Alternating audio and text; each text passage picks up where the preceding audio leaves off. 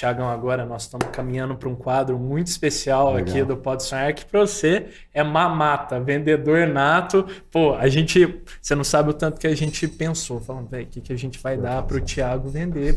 Tem que ser um negócio desafiador, que a gente, o convidado da semana passada foi uma bolinha terapêutica, a gente dá esse tipo de coisa. E aí falando, o que a gente dá para o Thiagão vender, hein? Tem que ser um negócio desafiador. E aí o que trouxemos aqui, a gente trouxe aqui. Eu adoro foder os outros ao vivo, bora lá. Não é vídeo aqui, mas eu adoro uma foder os outros ao chave, vivo. mas não é uma chave qualquer, viu, Thiago? É uma chave de um imóvel que aconteceu um assassinato.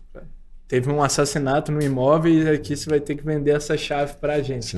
Não precisa ser a chave, pode ser o imóvel, se você quiser. Cara, se eu falar pra você, vou até olhar pra câmera aqui, que o meu sonho da minha vida, eu não combino, tá aqui, juro pela alma dos meus filhos, o meu sonho era poder participar de um programa, entrevista, um podcast, alguma coisa, que alguém fizesse essa dinâmica. Não é possível, sério? Minha esposa tá, meus filhos, eu juro pela alma dos meus filhos. Por quê?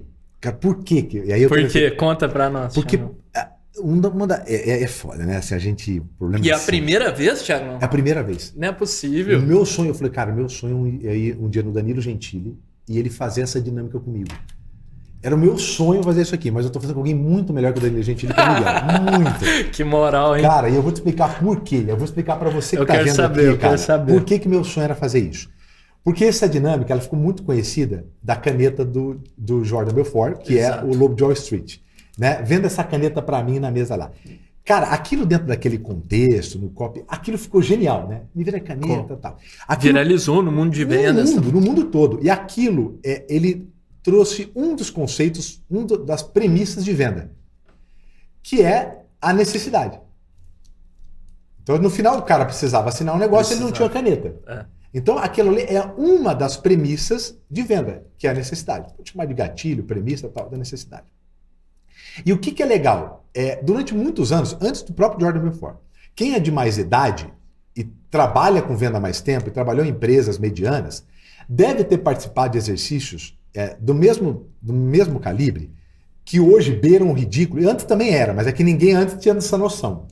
Que era assim, como eu já participei de vários. O cara pegava sabe aqueles cocô cocô de plástico, de cera? Sabe o que é um cocô que você põe no canto? Sei. O cara pegava o cocô de mentira, vou deixar claro, de mentira, né? Porque não sei se alguém dizia de verdade, mas de mentira. E ele falava assim, uma das etapas da contratação do vendedor era isso. Você tem que vender esse cocô. Me vender isso. Esse cocô. Você já passou por essa? Já? Onde está o absurdo disso? Porque é justamente esse desenho que é um negócio que que particularmente eu acho assim, pra mim, o Leonardo DiCaprio, só voltando um pouquinho, teria que ganhar o Oscar lá, porque eu nunca, assim, a atuação dele lá é genial. Mas qual que é o problema? Se você pegar a história do Jordan Belfort de Wall Street, cara, esse cara é um picareta. Né? Esse cara é um bandido. Esse cara foi um criminoso. Enganava as pessoas. Enganava. Então, assim, qual que é o problema? Vamos lá, um passinho atrás, porque ninguém nunca falou. Eu já vi 200 vezes gente fazendo esse exercício com vendedores em podcast. Mas ninguém nunca falou isso. O cara tenta vender, ele vai usar argumento aqui. Qual que é o desafio? Qual que é o problema desse filme? Por que ele ferra a vida do vendedor? Porque ele vira o estereótipo que o vendedor tem. Que o estereótipo de quase todo filme. Eu não me lembro de nenhum filme, só um, que ele é genial, emocionante, que é um filme muito antigo, acho que da década de 80, da história de verdade de um vendedor que tinha problema na perna, tal, o cara tinha vários problemas. E ele fez uma carreira muito bonita de vendas. É muito bonito esse filme. Eu esqueci agora. Ele era vendedor de porta a porta. Eu vou lembrar. O filme é muito emocionante, muito lindo. É o único filme depois na história pra gente, que um vendedor... Vou mandar. É incrível. Que um vendedor é uma boa pessoa. Todos os outros filmes onde existe um vendedor, o vendedor é um picareta. É um vilão. A roupa dele é um picareta. O cara que é um empreendedor, já viu? O cara que é um super vendedor, ele passa o perna nos outros. Ele mente no contrato. Então, se você vê todo filme que tem um vendedor, o vendedor é o picareta.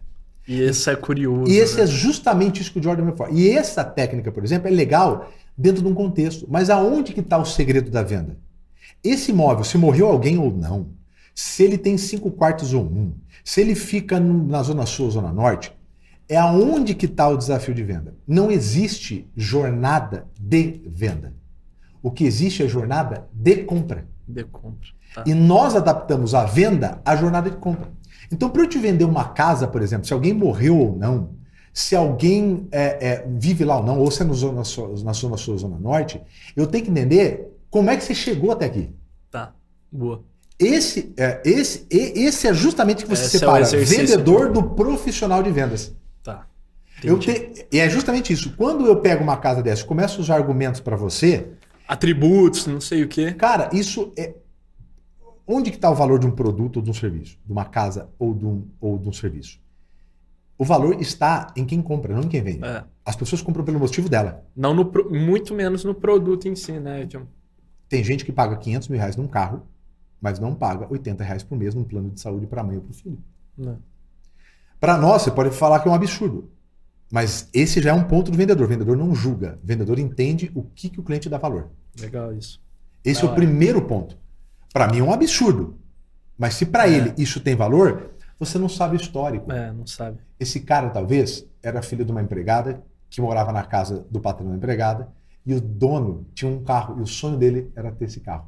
E o cara hoje tem. Então, assim, você tá entendendo? Essa jornada, da onde esse cara veio, por onde ele passou, o que ele já tem. Antigamente, era muito fácil eu te convencer com essas técnicas. Por isso que os vídeos de antigamente era fácil. Era assim. Porque quem detinha o conhecimento era o vendedor.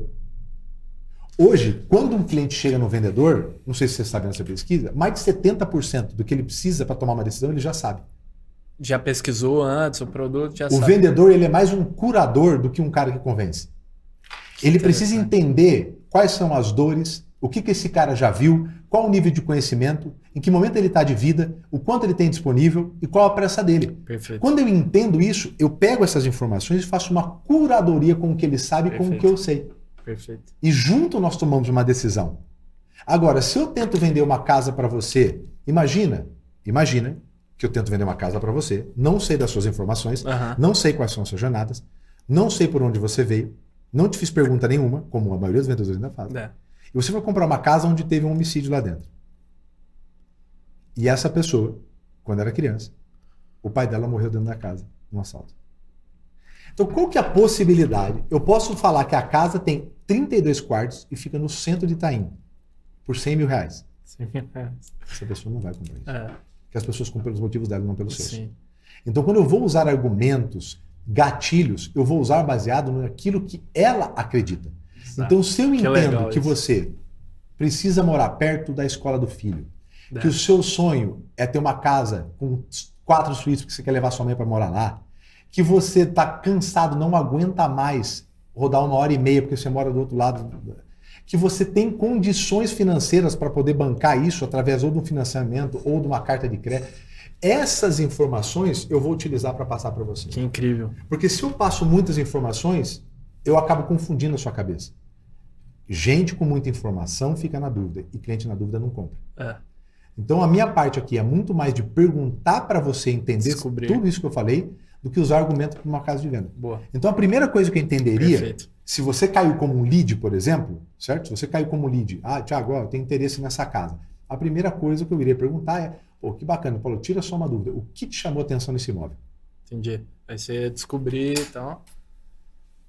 A primeira coisa, pois esse imóvel, cara, é um local onde eu sempre quis muito morar e tem 4 quartos, que é justamente o que eu preciso, porque eu tenho 2 filhas, preciso fazer um escritório, que eu trabalho em casa e tenho a minha esposa para lá. Sim. Bacana. O local é o local que você gostaria? Sim.